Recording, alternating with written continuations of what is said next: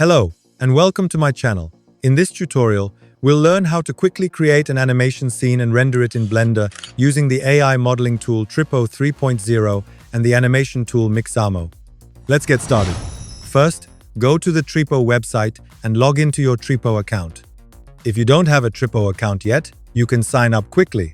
Keep in mind that the free version has some feature limitations. To unlock the full experience, you'll need to upgrade to one of the paid plans. By using the discount code I shared in the description, you'll get an extra 60% discount on the monthly plan.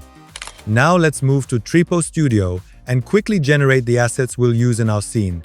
First, enter a prompt to create the axe.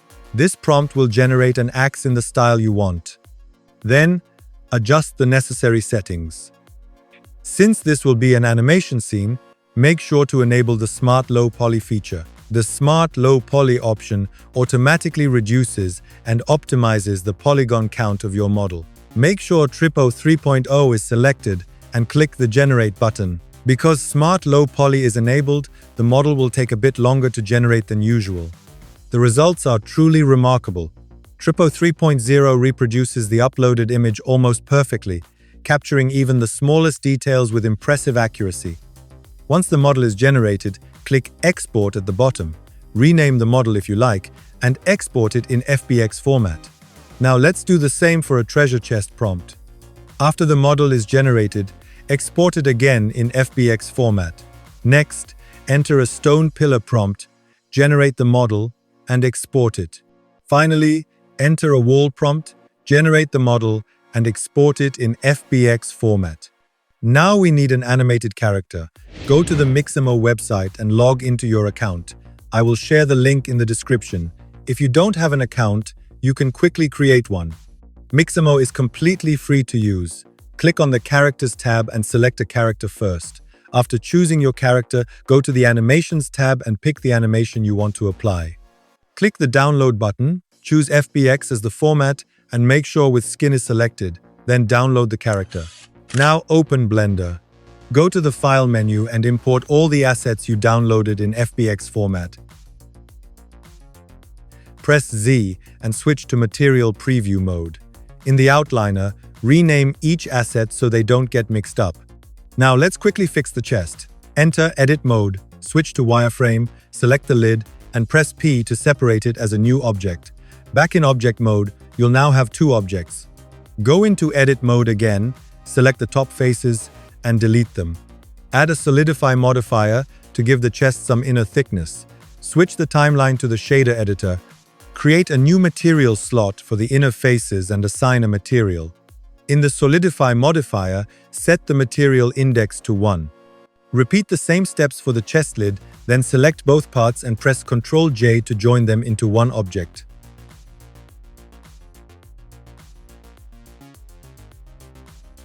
Apply the Solidify modifier.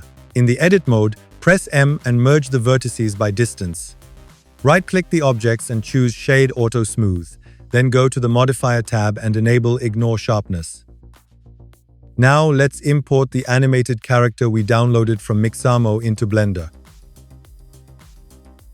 Next, we'll attach the axe to the character's hand so it moves together with the animation. Select the armature and go to the Armature Properties panel. Set the character to the rest position. Now select the axe and use the Move and Rotate tools to place it correctly in the character's right hand.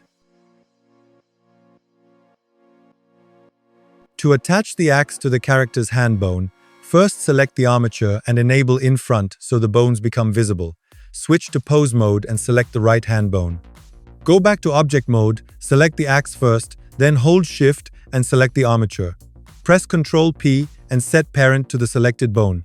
Now switch to pose position and play the animation. The axe will move with the character. However, in some frames, the axe can be seen clipping into the character. To fix this, I turned on Auto Keyframe and reposed the right-hand bone.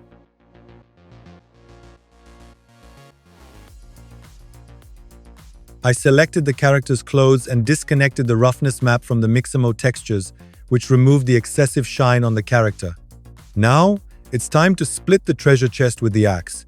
First, move the chest so the axe lines up right in the center. Enter Edit mode. In the wireframe preview, select vertices and press P to separate the chest into 4 different objects. Back in object mode, select all the parts, right-click, and move their origins to centers of mass. Now let's add the rigid body settings. Add a plane and scale it up. Go to the Physics Properties tab, add a rigid body, and set it to passive. This way, the plane won't move, it's only used as a collision ground. Select any chest part and add an active rigid body. To apply the same settings to all other parts, hold Shift and select them, making sure the last selected one is the part that already has the rigid body. Then go to the Object menu, Rigid Body, Copy from Active. All parts will now share the same settings. When you play the simulation, the parts will separate and fall onto the ground. But the default effect isn't strong enough for an axe impact. So, for each part, open the sensitivity panel, enable collision margin, and lower the margin value. This gives you more control over the breakup intensity. Another issue is that the destruction starts too early. To fix this, we'll animate the dynamic option in the rigid body settings. First, disable dynamic for all pieces. This prevents them from taking part in the simulation. Now go to the frame right before the axe touches the chest. Click the small dot next to dynamic to insert a keyframe. Then move to the next frame, enable dynamic, and insert another keyframe. Next, hold Shift to select all the parts, making sure the last selected one is the part where you added the keyframes. Press Ctrl L and choose Animation Data to copy the keyframes to all parts. Now, when you play the simulation, the parts will stay still until the axe makes contact, then they'll break apart. After the chest breaks, we want a gem to fall out from inside. Go to the Edit menu, open Preferences, and under the Get Extensions tab, install the Extra Mesh Objects add-on. Press Shift-A, go to Extra Objects, and add a gem to the scene. Scale it down so it fits inside the chest and place it inside. Add an active rigid body to the gem. To prevent it from interacting with the other rigid bodies in the scene, open the Collections panel and move the gem to a separate collection.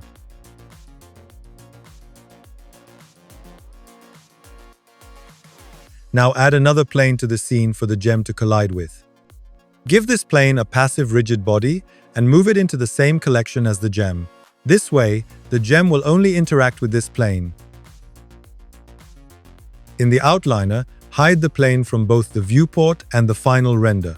Finally, animate the gem's dynamic option so it stays still until the chest breaks, just like we did with the chest parts. Now let's create the environment using the wall and pillar assets we generated in Tripo. Scale and position them however you like to build the scene. You can press Shift-D to duplicate the assets.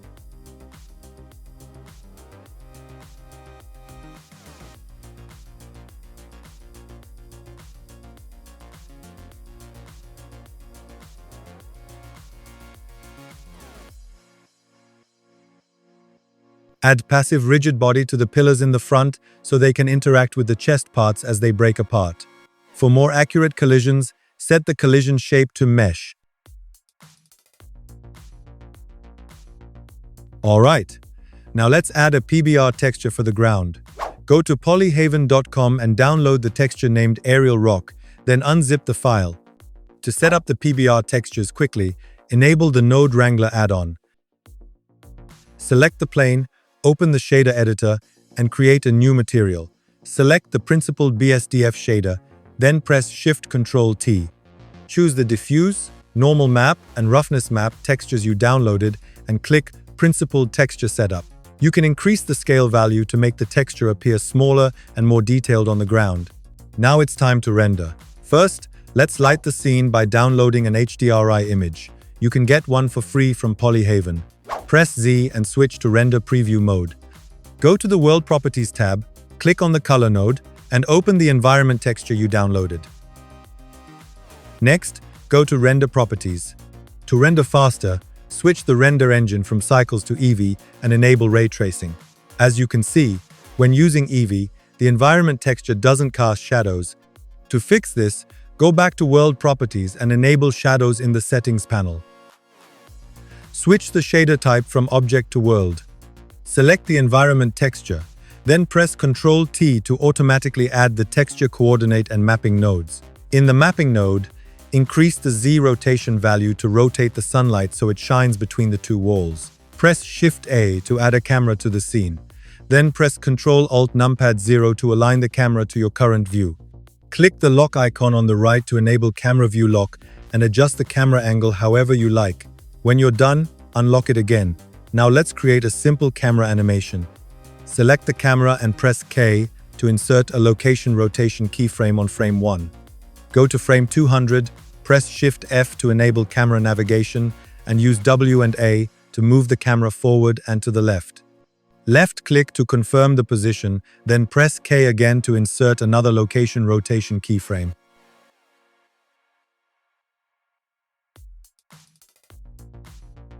Alright, now let's create a material for the gem.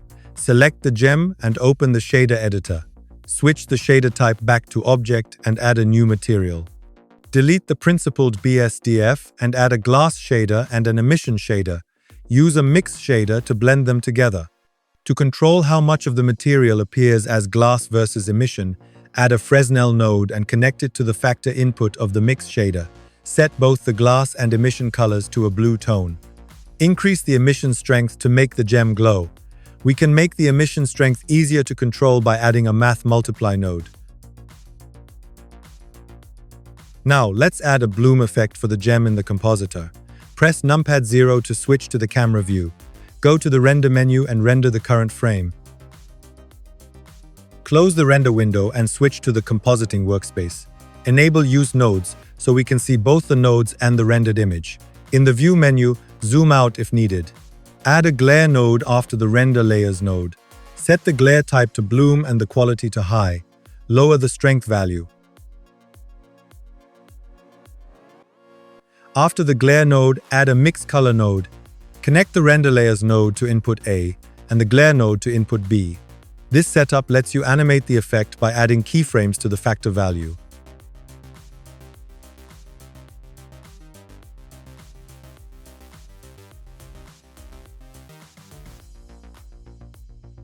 In the same way, let's animate the gem by keyframing its emission strength value.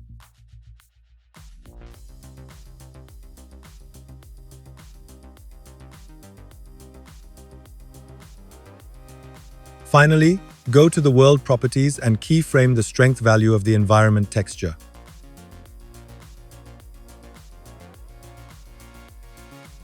Now, in the output properties, set the render resolution to 1080 pixels, the frame rate to 30 frames per second, and the end frame to 200. In the output panel, choose where you want to save the render. Set the file format to MPEG and the container to MPEG-4.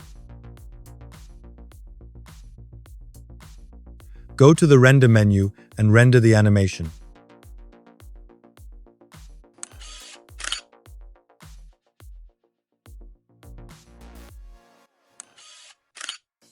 Thanks for watching, and I'll see you in the next tutorial.